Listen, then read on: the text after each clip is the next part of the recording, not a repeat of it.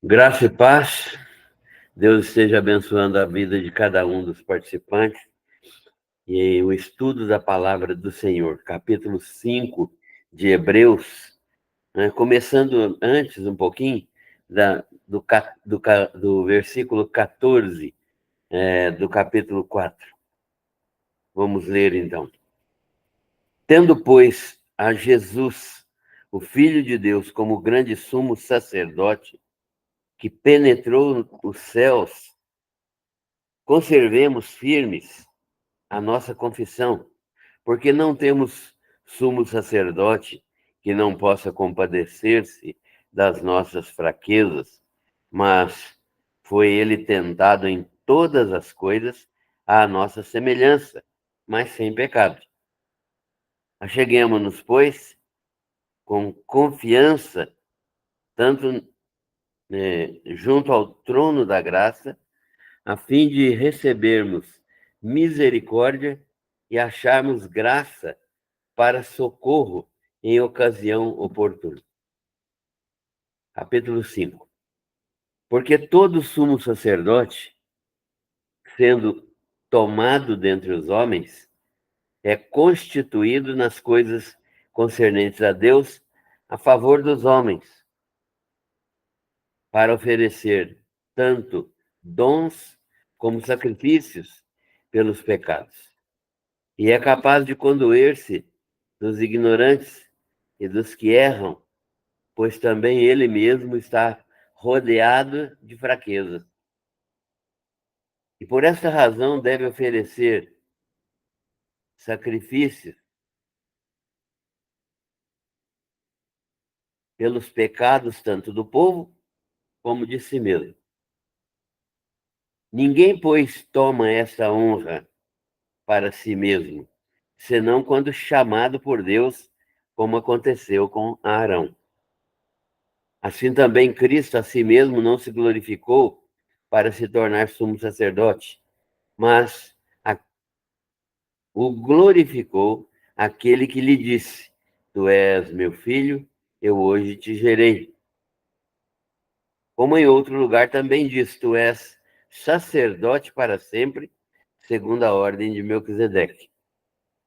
Ele, Jesus, nos dias da sua carne, tendo oferecido com forte clamor e lágrimas, orações e súplicas a quem o podia livrar da morte, e tendo sido ouvido por causa da sua piedade, embora sendo filho, aprendeu a obediência pelas coisas que sofreu.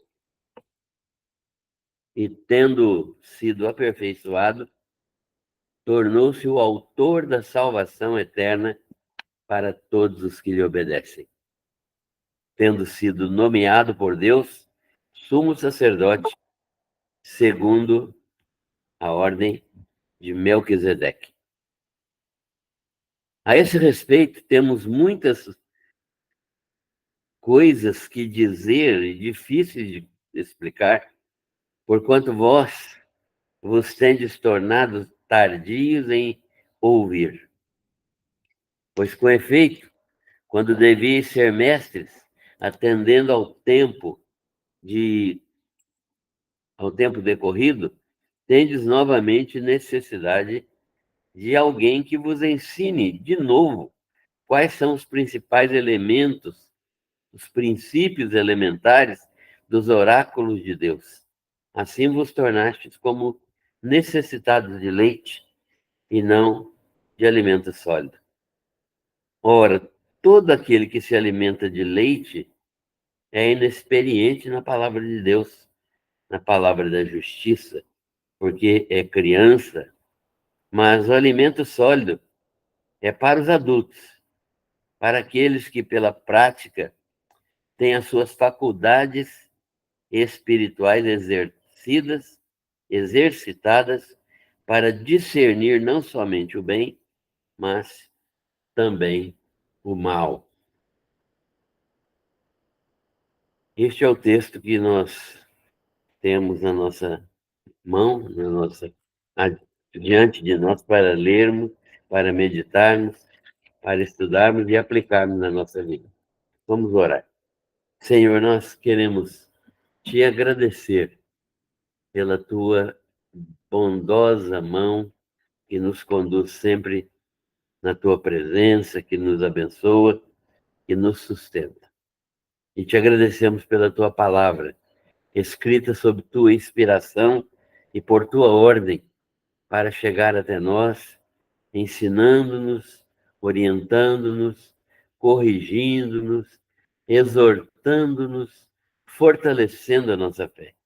Nós te agradecemos por esta bênção que é termos a tua palavra em nossas mãos e reconhecemos que por meio dela o Senhor nos visita, por meio dela o Senhor nos atende, por meio dela o Senhor nos edifica. Nós te agradecemos pela vida de nossos irmãos que participam, direta ou indiretamente, dessa live e pedimos que o Senhor esteja nos abençoando no estudo da tua palavra nesta tarde.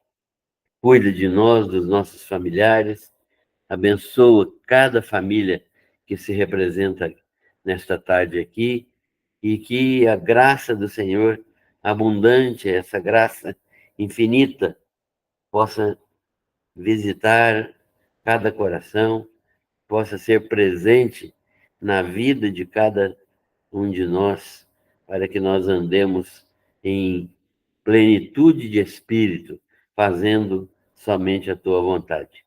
Perdoa os nossos pecados, porque nós somos falhos e limitados, mas nós oramos em nome do Senhor Jesus, nosso Senhor e Salvador. Amém. Muito bem, o estudo bíblico que nós estamos fazendo sobre a carta aos Hebreus é uma demonstração do autor sobre a completa suficiência de Cristo sobre todas as coisas. Não resta menor dúvida nos escritos, no escrito deste servo de Deus, sobre a plena competência de Jesus para ser o nosso intermediário, porque ele é perfeito Deus e perfeito homem. Então, em Jesus, o homem e Deus se encontram. Deus busca o homem através e por meio de Jesus. Então, nós temos certeza de que esta pessoa maravilhosa que é descrita na carta aos Hebreus, ela é superior aos profetas, é superior aos anjos, é superior à lei, é superior a toda a criação, porque ele mesmo é o criador de todas as coisas, e ele é superior ao sacerdócio levítico, ele é superior a todo tipo de intermediário temporário, provisório, que houve entre Deus e os homens na pessoa de Arão e seus descendentes. Então, esse texto nos mostra essas características de Jesus. O autor da carta, então, termina esse capítulo 4, cujos três últimos versículos nós lemos, termina esse capítulo 4 de sua carta, falando de um sumo sacerdote que nos ajuda em nossas fraquezas. Primeiro de tudo, ele reconhece que nós temos fraquezas, limitações. Ainda estamos na carne. Não estamos na carne no sentido de que nós, como crentes, não andamos mais segundo a carne, mas segundo o Espírito. Mas ainda temos limitações da nossa carne, ainda sentimos dores, apetites, os vários apetites, né? Sentimos inclinações para a desobediência, e se não estivermos controlados pelo Espírito Santo de Deus, nós fazemos ainda muitas coisas erradas que não glorificam a Deus, que como era a experiência do apóstolo Paulo, né?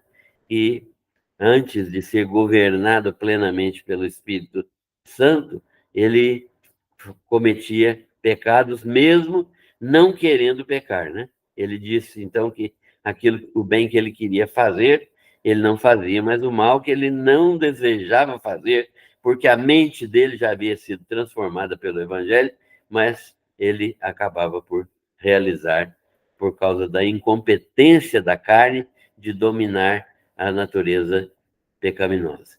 Então, nossa carne, ela cede à natureza pecaminosa e nós acabamos por fazer aquilo que é a vontade da natureza pecaminosa, da natureza decaída. Mas ela foi crucificada com Cristo e agora nós temos a plenitude do Espírito Santo em nós, governando a nossa natureza.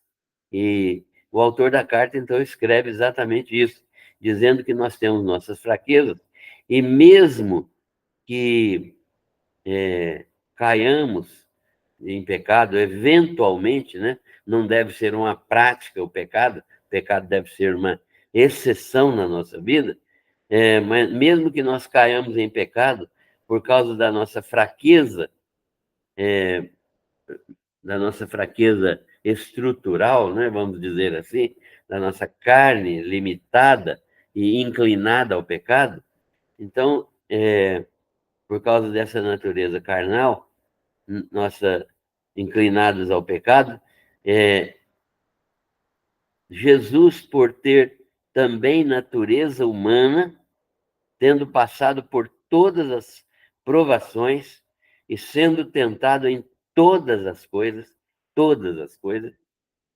conforme o texto nos diz, sendo tentado em todas as coisas, a nossa semelhança, do mesmo modo que todos os homens são tentados, Jesus também foi, mas sem pecar. E pode nos socorrer exatamente por isso, não é? Porque ele passou vitoriosamente por todas essas provações e ele pode nos socorrer neste tempo de angústia.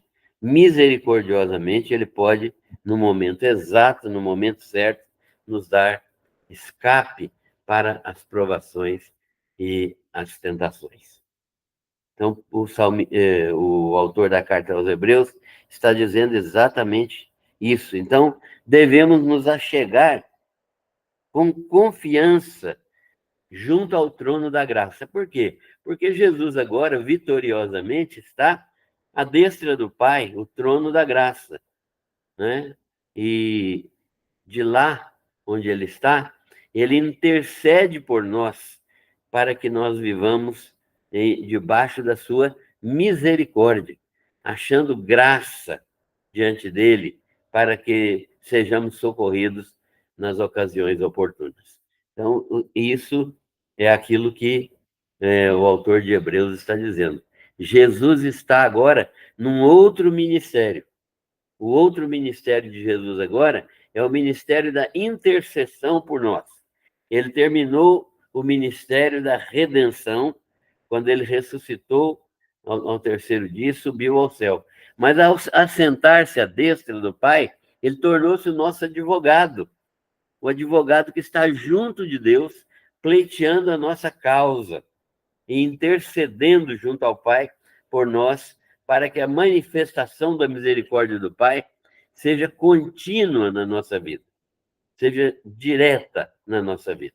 É isso que Jesus está fazendo, né? Então, quando nós oramos, nós estamos pedindo perdão pelos pecados, Jesus também está fazendo essa mesma intercessão por nós lá junto ao Pai.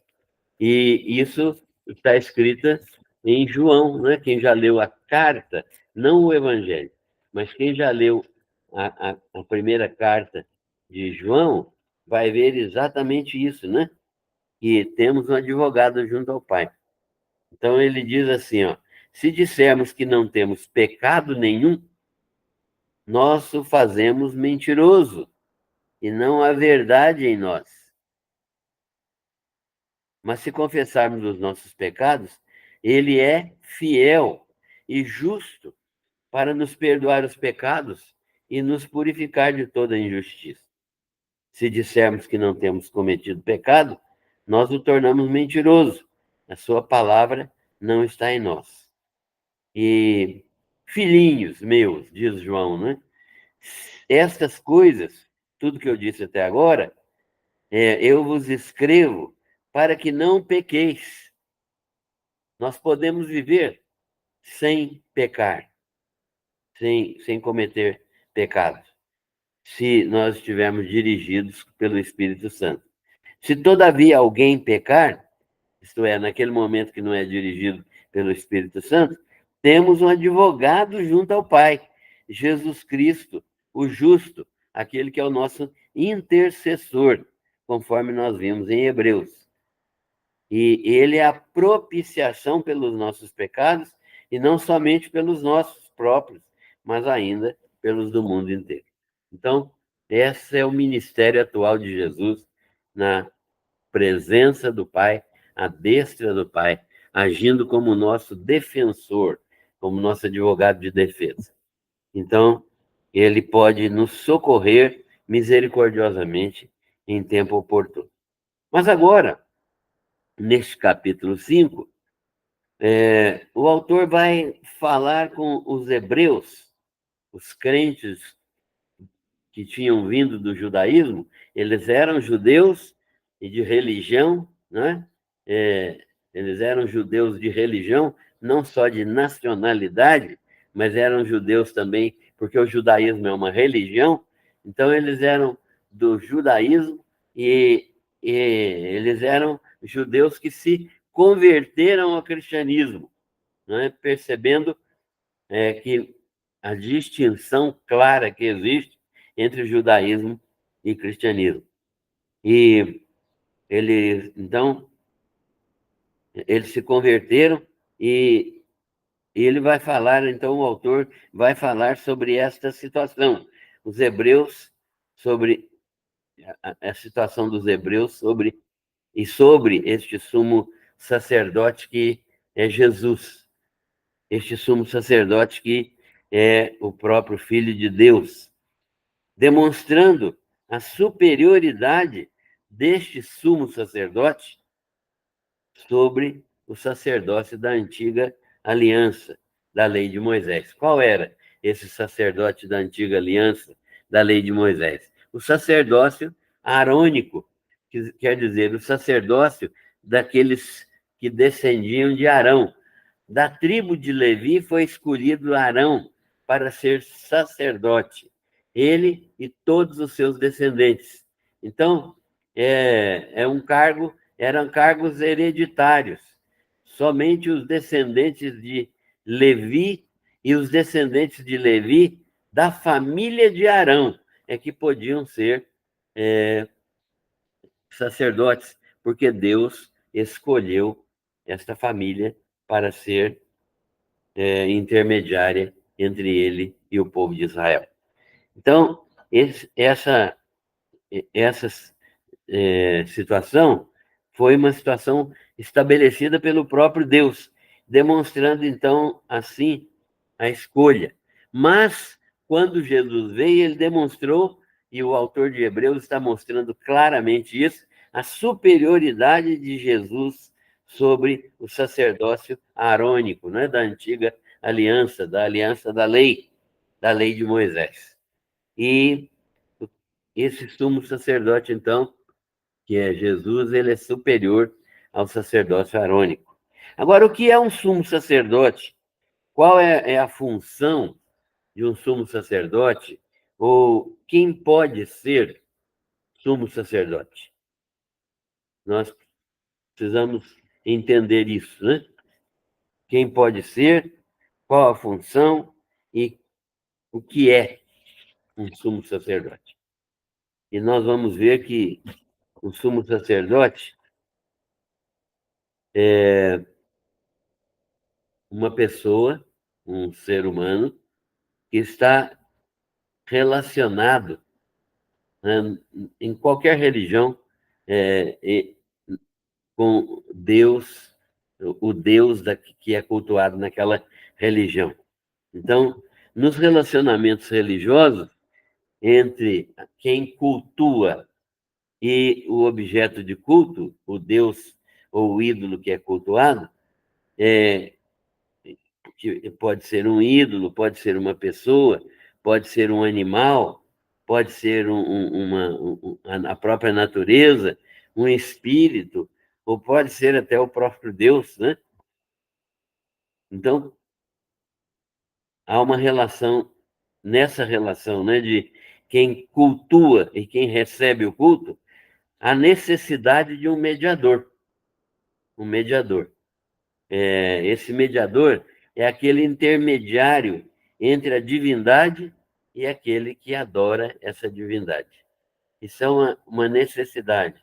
Não é todo mundo que pode chegar-se à divindade.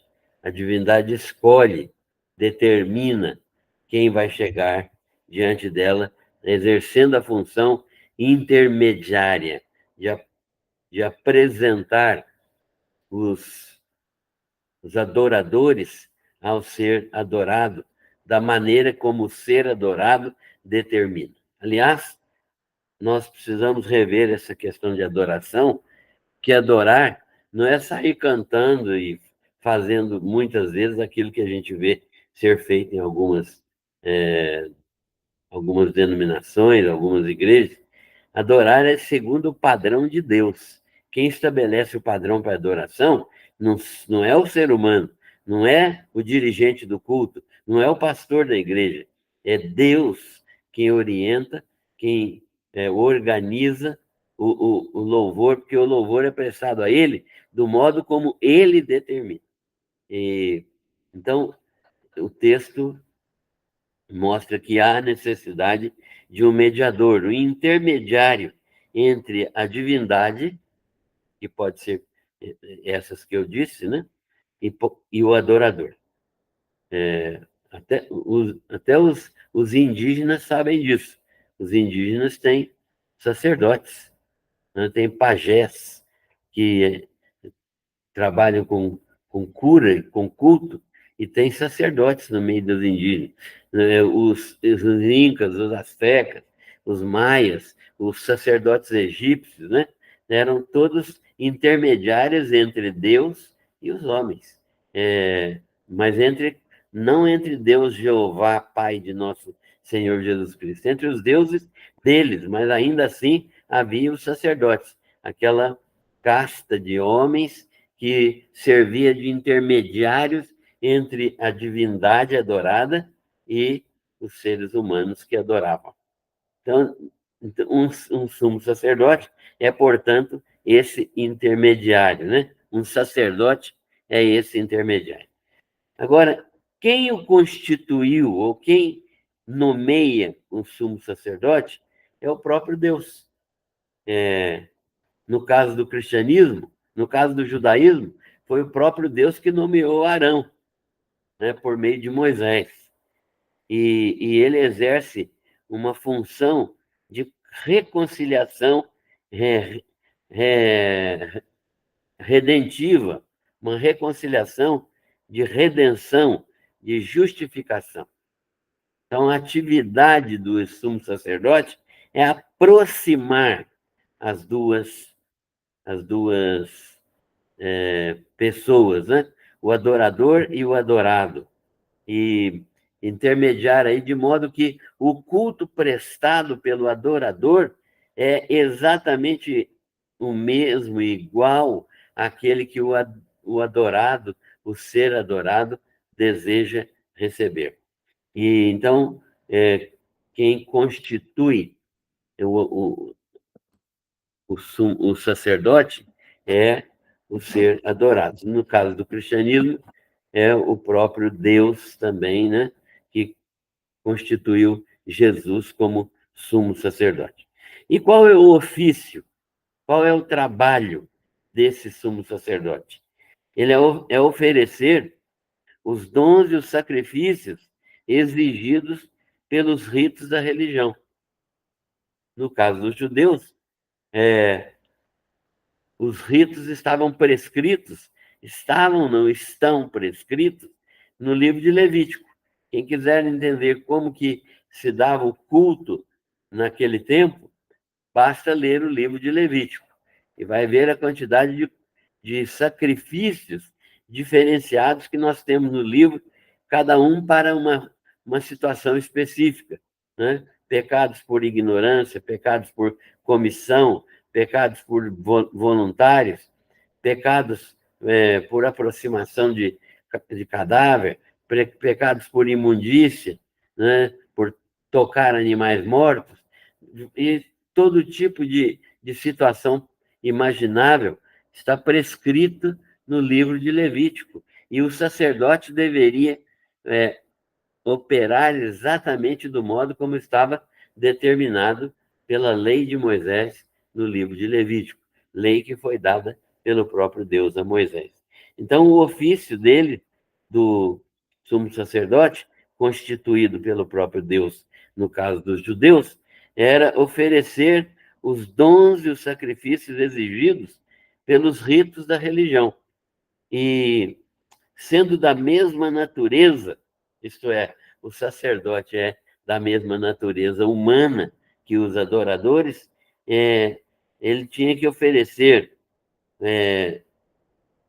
não só oferecer pelos ofertantes, mas oferecer também diante de Deus por ele, pelo próprio sumo sacerdote.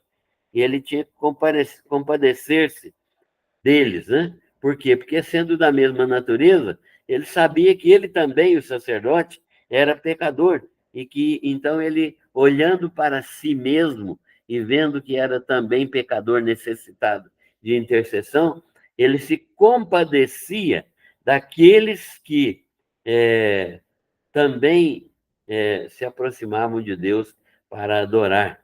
E ele sabia então que era necessário que ele se compadecesse dos seus irmãos, né, de natureza, para, nessa situação de, de compadecimento, se identificar, né, se identificar com os ofertantes. Por quê? Porque havia realmente uma identificação de natureza. Então, o ofício era oferecer dons ou sacrifícios exigidos pelos ritos da religião, e porque ele era da mesma natureza dos ofertantes, compadecer-se deles, dos ofertantes, em intercessão por eles. Então, cabia ao sumo sacerdote fazer intercessão, oração por aqueles que apresentavam suas ofertas e oferecer essa intercessão por eles e por si mesmo, porque ele também, né, o próprio sumo sacerdote, era pecador, para oferecer o pagamento exigido por causa do pecado. Na verdade, os sacrifícios eram um símbolo do pagamento pelos pecados que Jesus traria na sua vinda ao mundo, né? Porque o sangue de bodes e de touros, segundo a própria carta aos Hebreus, não pode pagar pecados. Então, para que eles matavam os animais? É porque eles simbolizavam, eles eram uma figura representativa daquilo que aconteceria com Jesus. E quantos milhares de touros e cordeiros foram mortos durante esses 4.000 anos, né? De Abraão até Davi, de Abraão até Jesus, né? Quantos milhares de animais foram sacrificados, mostrando que a grandeza do sacrifício de Cristo, porque todos eles eram representativos do sacrifício infinito de Cristo. Então, quando não tem quantidade de animais que poderia simular ou que poderia representar o sacrifício de Cristo, porque o sacrifício de Cristo vale muito mais do que milhares de sacrifícios de animais. Bem, então, por causa do pecado, ele oferecia esses sacrifícios como uma forma de quitação do pecado, né? Deus aceitava aquele animal morto como representativo daquele filho seu que viria dar a sua vida e derramar o seu sangue na cruz do Calvário para pagar a pena de todos os pecadores. Então, essa é uma conclusão maravilhosa que o autor de Hebreus tem, né? No caso dos judeus, esta honra de ser o intermediário, de ser um sacerdote, ou um sumo sacerdote, né? O sumo sacerdote era o sacerdote principal, o chefe de todos os sacerdotes, o líder da classe religiosa. Então, no caso dos judeus, essa honra de ser o intermediário, ainda que temporário ou provisório, como nós já sabemos, até a vinda de Jesus, coube a família de Arão. Então, essa honra serviu a Arão, da tribo de Levi, que Deus escolheu dentre todas as tribos e tomou essa tribo para si. É interessante isso, né? Deus toma para si essa tribo. Essa tribo não ia fazer nada. Ela ia viver exclusivamente para Deus. Como? Cuidando do tabernáculo, cuidando do transporte do tabernáculo, cuidando dos utensílios do tabernáculo, cuidando dos animais que eram mortos, cuidando dos dízimos que eram oferecidos, cuidando da limpeza, cuidando da música, cuidando do sustento ministerial e sem trabalhar em qualquer outra coisa que não fosse relacionada com o culto hebreu. Isso demonstra a exclusividade do ministério arônico e do ministério levítico ao culto ao Senhor. Então, eles foram separados para Deus, eles não podiam trabalhar em outra coisa que não fosse Deus. E por isso, Deus estabeleceu que eles fossem sustentados pelas outras tribos, né? As outras tribos deveriam sustentar estes irmãos, né? Esta outra tribo, porque eles estavam exclusivamente para serviço do templo. Eles eram consagrados ao serviço do templo. Ninguém podia fazer aquele trabalho se não fosse eles, né? E quando alguém tentava fazer aquele trabalho, sofria uma penalização, porque Deus tinha escolhido a tribo de Levi. E ele escolheu essa tribo para o trabalho dedicado ao templo e a ele, ao culto a Deus. E do mesmo modo, quando chegou o tempo certo, né, Deus chamou o seu próprio filho. Ou seja, na plenitude dos tempos, quando tudo se encaminhou pela vontade de Deus para o nascimento de Cristo, então o ministério levítico agora vai chegar ao fim, porque vai se estabelecer um novo ministério, um novo intermediário, um único intermediário que vai suprir as necessidades de todos, um único intermediário que vai substituir de maneira definitiva, completa, permanente, para sempre, o ministério levítico. Que Deus queria, com essa questão de trazer Jesus, era exatamente fazer com que o ministério levítico chegasse ao final, porque, na verdade, ele era provisório, ele era um ministério que foi dado até que viesse o verdadeiro ministro, que é Jesus, né? Jesus como verdadeiro Deus que se encarna, e o Verbo que se faz carne e habita entre nós. Então, essa situação foi planejada por Deus desde a eternidade, e isso cumpriria também as promessas de Deus a Abraão, que não só os judeus seriam abençoados em Cristo, como todos os povos seriam abençoados em Cristo. Porque Deus falou com Abraão: em ti serão benditas todas as famílias da terra. No descendente de Abraão, descendente de Isaac, descendente de Davi, né? Que é o próprio Jesus. Então, desse mesmo modo, Deus fez isso, operou dessa maneira, porque ninguém poderia almejar e decidir por si mesmo ter essa honra, né? Essa honra de ser sumo sacerdote. Ninguém podia almejar por sua própria conta decidir isso e ser um sumo sacerdote. Não era uma escolha da pessoa, era uma escolha de Deus. E isso é um dom divino, é um dom divino, uma escolha do próprio Deus para a glória de Deus que Deus concedeu ao seu filho primogênito, né? Seu filho amado. Por que filho primogênito ou filho unigênito? Filho unigênito, porque Jesus é o único gerado pelo Pai. Os outros, nós, somos criados a partir de matéria pré-existente. Mas Jesus é o único gerado eternamente pelo Pai. Então ele é unigênito. Mas ele é também primogênito, porque ele é o primeiro de toda a criação. Não que ele tenha sido criado, porque ele mesmo é o criador, mas ele, na qualidade humana, ele foi criado, né?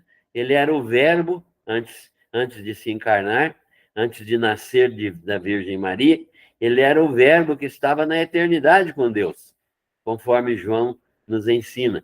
Mas, agora, depois da encarnação, ele se tornou o primogênito de toda a criação, quer dizer, o primeiro, o que está acima de toda a criação, né? Ele é um ser criado. Jesus de Nazaré é um ser criado.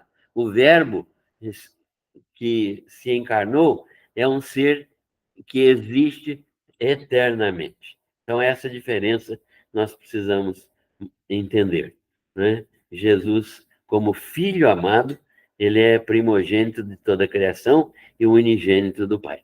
Não foi Jesus que se declarou, que se autoelegeu a si mesmo, né? O texto nos mostra isso claramente, como sumo sacerdote. Quem lhe determinou isso foi o próprio Deus. E como que isso nós sabemos isso? Porque a própria Escritura diz, né? O Salmo 2, por exemplo, mostra isso. Está escrito lá: tu és meu filho, eu hoje te gerei. O Salmo é profético e está falando do próprio Jesus, né? Primogênito gerado. Tu és meu filho, eu hoje te gerei. A partir da geração de Jesus no ventre de Maria, a partir daquilo que nós chamamos de encarnação do Verbo. Então, foi Deus quem determinou, não foi o próprio Jesus que se autoafirmou, foi Deus, o próprio Pai, quem escolheu. E para ele também foi dito, por meio de Davi, né? Tu és sacerdote eternamente, segundo a ordem de Melquisedeque. Então, Jesus, já desde a eternidade, já havia esse planejamento na mente de Deus de que Jesus deveria ser o intermediário entre Deus e os homens. Então, a salvação não é um plano feito depois do pecado, né? Às vezes a gente pensa isso, que não deu certo com Adão, agora nós vamos ter que criar um outro método. Não, a salvação não é um plano criado depois do pecado. A salvação está na mente de Deus desde a eternidade, antes da criação do mundo. Antes, né? Então, os textos bíblicos mostram isso claramente, que nós fomos salvos por Deus antes da fundação do mundo. Isso só veio ocorrer no tempo e no espaço, conosco vivos aqui neste mundo, mas o planejamento era um planejamento e é um planejamento eterno. Então, quem foi Melquisedeque? Né? Nós acabamos de ver aqui que Jesus foi escolhido eternamente como sacerdote da ordem de Melquisedeque. Não da ordem arônica, não da ordem levítica, mas da ordem de Melquisedeque. Quem foi esse Melquisedeque? Nós vamos falar dele mais miudadamente num outro capítulo, no capítulo 7, e nós estamos no capítulo 5 ainda, mas vamos dar uma pincelada. Ele foi um sacerdote e um rei de Salém, significa rei da paz, Shalom, né? É, traduzido por Salém.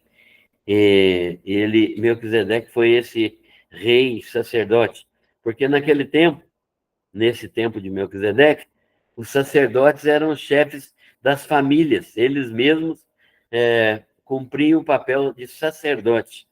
Eles eram estabelecidos como sacerdotes para cultuar Deus através das famílias. E quando a família crescia e virava uma tribo, né, um número grande de familiares que se transformava numa tribo, o mais velho sempre assumia essa posição de liderança espiritual. Melquisedeque foi um desses homens, foi um sacerdote e rei que viveu e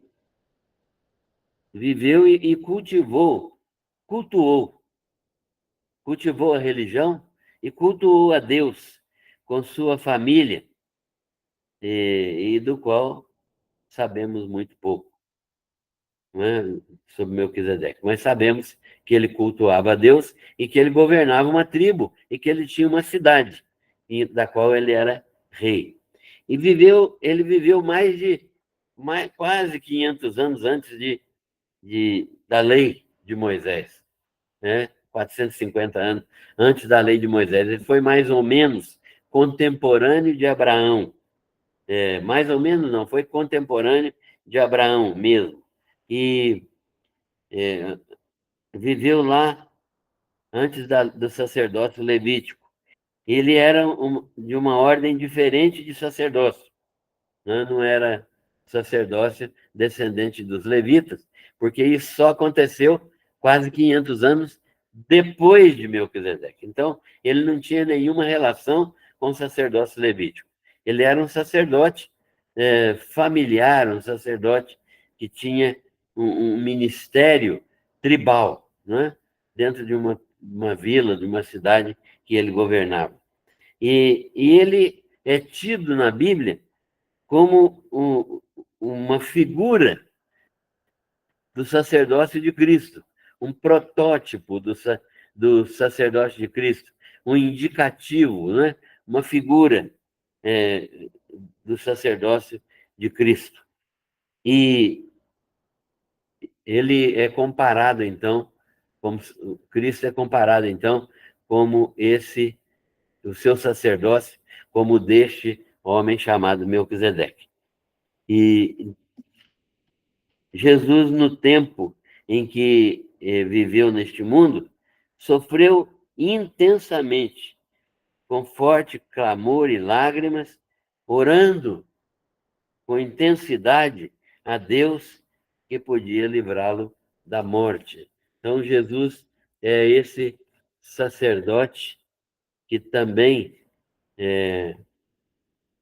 que é um sacerdócio da ordem de Melquisedeque, ou seja, um sacerdócio diferente do sacerdócio arônico, porque Jesus é da tribo de Judá, e da tribo de Judá ninguém podia ser, segundo a lei de Moisés, sumo sacerdote. Mas Deus estabeleceu Jesus como seu sumo sacerdote, e também como rei, porque ele é descendente de Davi. Então, em Cristo, juntamos os dois ministérios, os dois ofícios. Profeta, os três ofícios. Profeta, porque ele veio para anunciar a palavra de Deus. Sacerdote, porque ele veio ensinar o culto a Deus em espírito e em verdade. E rei, porque ele é o Senhor dos senhores, o Rei dos reis. Então, Jesus no tempo em que viveu neste mundo, ele veio para ser o sumo sacerdote, sofrendo intensamente e clamando com lágrimas, orando com intensidade a Deus pelo livramento da morte. Ou seja, o Jesus homem, né? É, não, não queria morrer, né? Ele temia a morte, mas ele poderosamente passou pela morte e vitoriosamente ressuscitou. Ele poderia ser livre da morte. Nós sabemos que Jesus poderia ser livre da morte, mas por causa da submissão ao Pai, submissão a Deus, na qualidade de filho, ao morrer, ao viver e morrer aqui neste mundo, ele aprendeu a obediência por causa de tudo que sofreu. Jesus, como ser humano, aprendeu a obedecer ao Pai, a Deus, por meio do sofrimento, por meio do sofrimento. Ou seja, Jesus passou por sofrimento? Passou por sofrimentos, muito sofrimento. Jesus carregou todo o sofrimento dos homens de todos os tempos sobre si. Isso dá muito sofrimento, mas muito sofrimento que nós não temos condições de avaliar. É muito sofrimento. É o sofrimento de todos os homens somado, somado. Nesse processo de sofrimento e passar por dores e limitações que ele voluntariamente decidiu passar, ele se entregou voluntariamente a isso. Neste processo, ele foi plenamente aprovado. Jesus só foi Salvador e só é nosso Salvador porque ele foi plenamente aprovado por Deus no cumprimento da lei.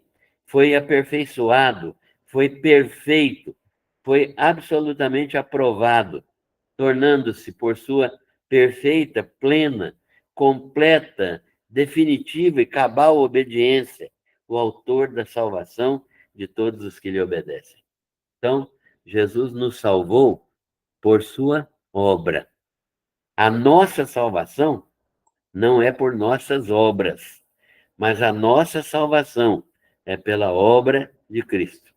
Foi porque ele agiu em todo tempo, obedecendo a Deus, sem cometer pecado como ser humano, é que ele conquistou no sentido de ter comprado com os seus méritos a nossa salvação.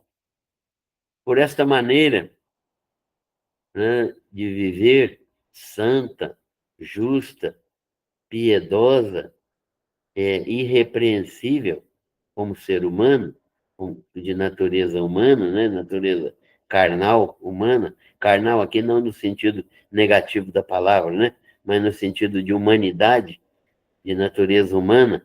Ele foi estabelecido por Deus como sumo sacerdote. Então, Jesus galgou a posição de sumo sacerdote exatamente por ter passado por aquilo que ele passou sem pecado. E foi estabelecido por Deus como sumo sacerdote, não da linhagem levítica, descendência de homens falhos e pecadores, mas de uma outra ordem de natureza espiritual, a ordem de Melquisedeque. Então, Jesus se tornou irrepreensível e conquistou meritoriamente eterna salvação para todos os crentes. O que significa conquistou meritoriamente? Jesus nos salvou pelos seus méritos. Nós não temos mérito nenhum, mas Jesus tem a nossa salvação foi conquistada pelos méritos de Jesus. Ele mereceu conquistar e conquistou premiadamente a nossa salvação. Como prêmio, ele foi colocado à destra do Pai, superior a todos na terra, diante de quem todo joelho se dobrará e toda língua confessará. Bom, nessa situação de mediador eterno entre Deus e os homens. Na verdade, o autor diz o seguinte: eu gostaria de expor tudo que está relacionado com esta ação de Deus. Está falando para os hebreus. Eu queria explicar para vocês tudo que está relacionado com esta ação de Deus. Mas eu não tenho podido falar, porque elas não são fáceis de entender.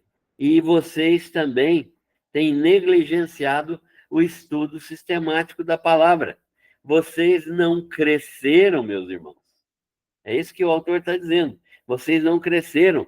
Vocês, pelo tempo de conversão, já deviam ser mestres, se tivessem se aplicado a conhecer a palavra e a praticar a doutrina. Mas vocês não fizeram isso.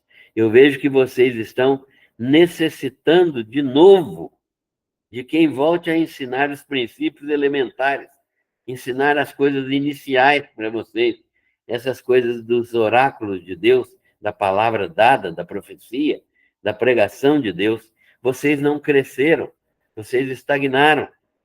E eu não posso explicar. Eu tenho tanta coisa poderosa para dizer para vocês, mas não posso falar porque vocês pararam de crescer. Vocês são como crianças, cujo alimento é só leite. Não podem tolerar ainda comida de verdade, comida sólida. Eu espero que vocês cresçam. O comportamento de vocês revela que vocês permaneceram crianças. Quando vocês crescerem, e isto depende do estudo sistemático e da obediência à palavra de Deus, né? O autor está orientando os judeus nisso, né? Vocês precisam crescer, e só cresce quem estuda a palavra de Deus, é a palavra da justiça.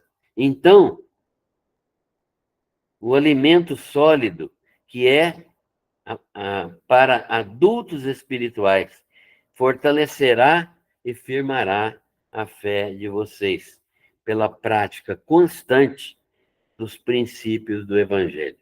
Vocês precisam viver o Evangelho. Vocês precisam mudar de vida. É o que o autor está falando aos crentes judeus. Vocês tiveram uma experiência inicial de berçário, mas vocês continuam no berçário espiritual, recebendo leitinho. Nossa, eu preciso dar comida sólida a vocês, mas vocês não estão em condições agora de comê-la, a comida própria que eu tenho para vocês. Vocês precisam crescer, e o alimento básico para crescer é a palavra de Deus, que vocês têm negligenciado, que vocês têm deixado para trás. Vocês terão as suas faculdades espirituais, sabedoria, conhecimento, discernimento. Essas faculdades espirituais de vocês são exercitadas, devem ser exercitadas para ter plena consciência do bem e do mal. Vocês só vão conhecer o bem e o mal quando exercitarem a consciência de vocês, né? Essas faculdades mentais e espirituais, a sabedoria, o conhecimento, o discernimento espirituais que vocês precisam ter, e assim andar de acordo com a perfeita vontade de Deus. Enquanto isso não estiver acontecendo, vocês vão sempre ficar em dúvida, vocês vão ter problemas de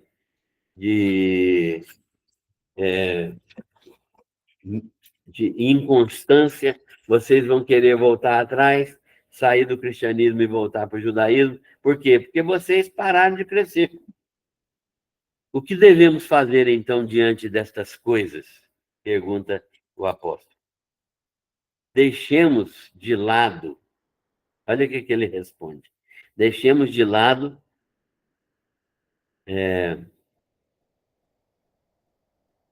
aquilo que não tem importância, né? Deixe de lado, não fiquem voltando aos princípios elementares da doutrina de Cristo.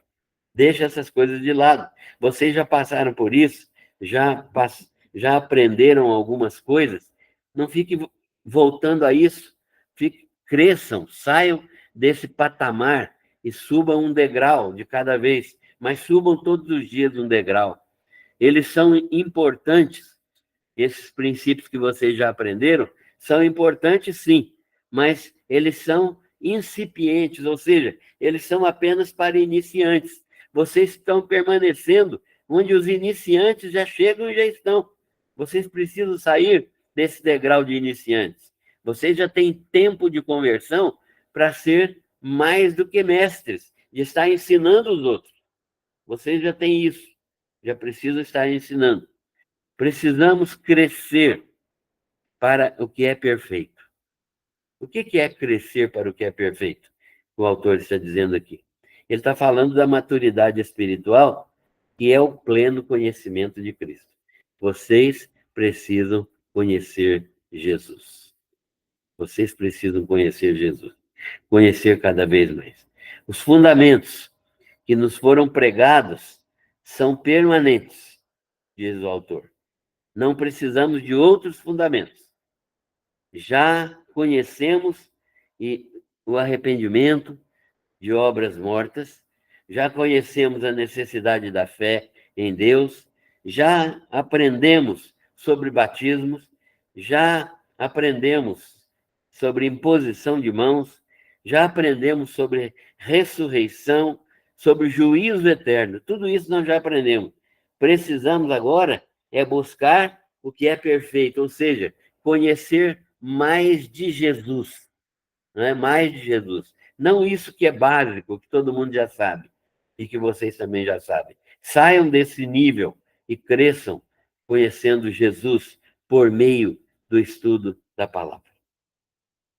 Então, o autor termina esse capítulo dizendo o seguinte, que há um apelo dele para os crentes, né? E o principal apelo desse autor é para que nós cresçamos. Agora, é uma aplicação para nós agora, hoje. Você e eu, hoje, como os hebreus daquele tempo, precisamos crescer, crescer. O apelo principal do autor é para que cresçamos. O modelo de crescimento, o alvo, é Jesus Cristo, o nosso sumo sacerdote. E aí eu pergunto, como você se autoavalia? Você é um crente em crescimento ou é uma criança espiritual? Precisamos responder essa questão com sinceridade para nós. Você é um crente em crescimento ou é alguém que estagnou e ficou parado como uma criança espiritual retardada lá atrás, no berçário espiritual? Segundo, a aplicação que o autor quer que nós façamos. Cristo é o mediador entre Deus e os homens. Isso o autor está ensinando aos judeus cristãos. Cristo é o mediador entre Deus e os homens. Por isso, por ser ele o mediador, a necessidade da encarnação. Ele é o Filho de Deus e o Filho do homem, conquistando nossa salvação na perfeita obediência a Deus, para que também, salvos, andemos em perfeita obediência. Nós somos salvos.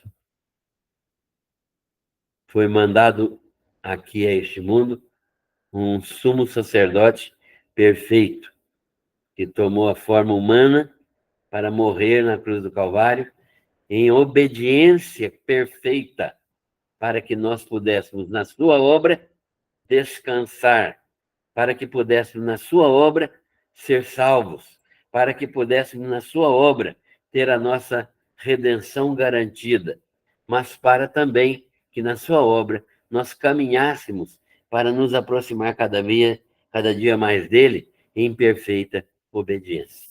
E aqui uma pergunta, uma outra pergunta para nós hoje.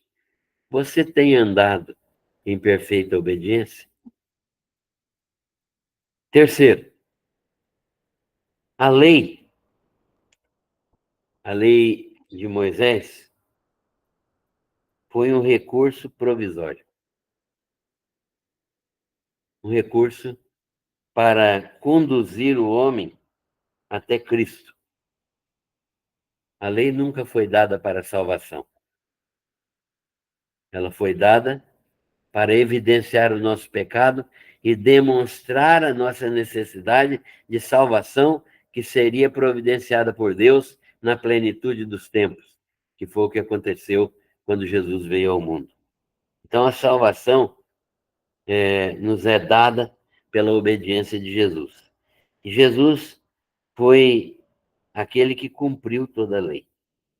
Nós somos salvos pela graça, mas somos salvos para cumprir a lei. Parece um paradoxo, mas não é. Jesus cumpriu a lei para que nós fôssemos salvos.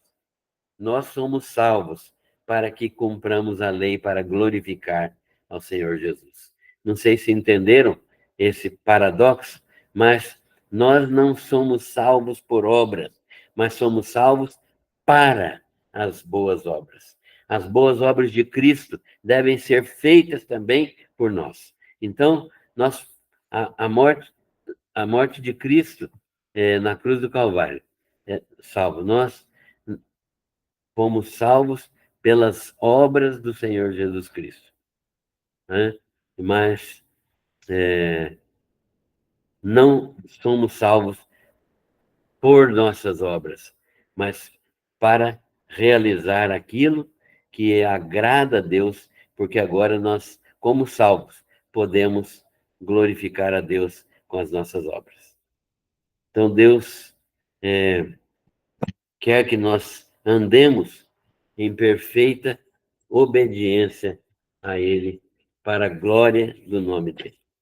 Que o Senhor nos ajude a compreender isso e que nós tenhamos a disposição, o discernimento de andar em obediência a essa palavra, porque as obras de Jesus foram feitas para a nossa salvação, para que nós andássemos nas boas obras de Deus, que glorificam a Deus, que são realizadas por todos os salvos que crescem no estudo da palavra do Senhor. Deus abençoe a todos.